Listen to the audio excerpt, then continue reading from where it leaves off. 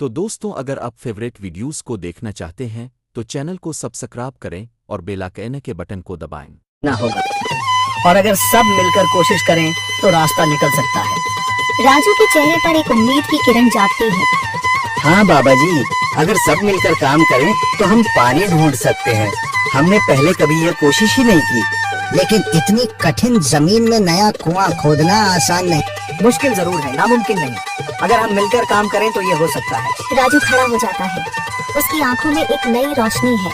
तो फिर हम कल से काम शुरू करेंगे। मैं गांव के सभी युवाओं को इकट्ठा करूंगा।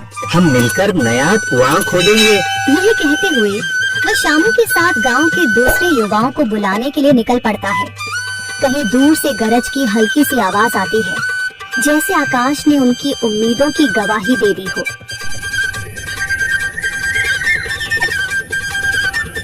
अगली सुबह राजू और शामू गांव के युवाओं को इकट्ठा करने निकल पड़े। चौधरी महेश की हवेली के सामने एक भीड़ जमा है।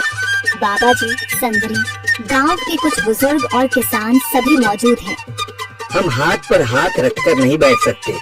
अगर अल्लाह ने हमें हिम्मत दी है तो हमें खुद पानी के लिए मेहनत करनी होगी।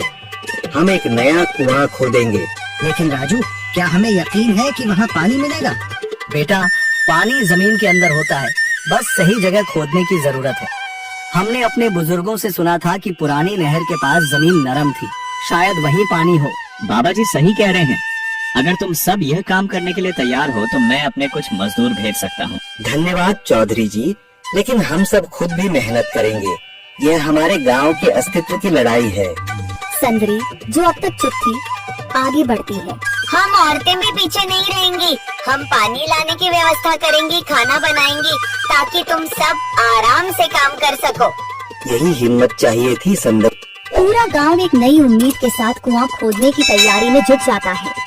दूसरी ओर कुआं खोदने का काम शुरू हो चुका है। राजू, शामू और दूसरे युवा बेलचे चलाने लगते हैं।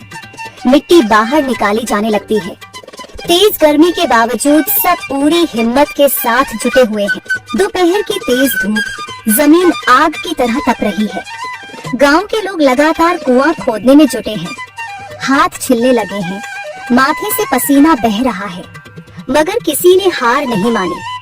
महिलाएं पानी और सत्तू लेकर आती हैं, ताकि पुरुषों को कुछ राहत मिले। हमें और गहराई तक जाना होगा। अब तक सिर्फ सूखी मिट्टी और पत्थर ही निकल रहे हैं। राजू, ये बहुत कठिन काम है। अगर हमें पानी न मिला? अल्लाह मेहनत करने वालों को कभी निराश नहीं करता बेटा। तुम सब अपनी कोशिश जारी रखो, पानी जरूर निकलेगा।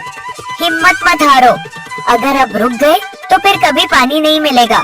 सभी फिर से जोश में आकर काम में जुट जाते हैं, मगर सूरज की तपिश बढ़ती जा रही है और कई लोगों की सांसें तेज चलने लगती हैं। तभी एक तरफ से रामलाल और उसके आदमी हंसते हुए आते हैं। अरे भाई, तुम्हें लगता है कि जमीन तुम पर रहम करेगी? हाँ हाँ, ना समझ लोग, ये सब बेकार की मेहनत है। रामलाल, हमारा हौसला मत तोड़ो। अगर तुम मदद नहीं कर सकते तो कम से कम मजाक भी मत उड़ाओ। मदद? हाँ, मैं अपने कुएं का पानी बेच सकता हूँ, मगर मुफ्त में नहीं दूंगा। राजू सब अनसुना कर फिर काम में लग जाता है। शाम होने लगती है, लेकिन अभी तक पानी का नामो निशान नहीं। कुछ लोग मायूस होकर पीछे हटने लगते हैं। राजू, शायद रामलाल सही कह रहा है, यह सब बेकार है। नहीं शामू, हमें हार नहीं माननी। अगर आज हार गए तो फिर कभी हिम्मत नहीं कर पाएंगे। तभी अचानक फावड़ा किसी कठोर चीज से टकराता है। एक अजीब सी आवाज आती है। राजू चौंक कर देखता है और जल्दी जल्दी मिट्टी हटाने लगता है। अचानक एक ठंडी लहर महसूस होती है। सभी लोग दौड़ कर आते हैं। जैसे जैसे मिट्टी हटती है, नीचे से गीली जमीन नजर आने लगती है। सब हैरान रह जाते हैं। सुभान अल्लाह, मैंने कहा था ना, अल्लाह हमारी मेहनत को जाया नहीं करेगा। राजू और बाकी सभी जोर लगाते हैं। कुछ ही पलों बाद अचानक मिट्टी के नीचे से पानी की एक छोटी सी धारा फूट पड़ती है। गांव वाले खुशी से चिल्ला उठते हैं। पानी पानी निकल आया। यह अल्लाह की कुदरत है रामलाल, जिस पर तुम्हें यकीन नहीं था। पूरा गांव आनंद से झूम उठता है। लोग एक दूसरे को बधाइयां देते हैं। औरतें दुआ करने लगती हैं। कुछ दिन बीत चुके हैं। गांव वाले नए कुएं से पानी भर रहे हैं, खेतों को सींच रहे हैं और जिंदगी फिर से पटरी पर लौट रही है। मगर रामलाल अब भी अपनी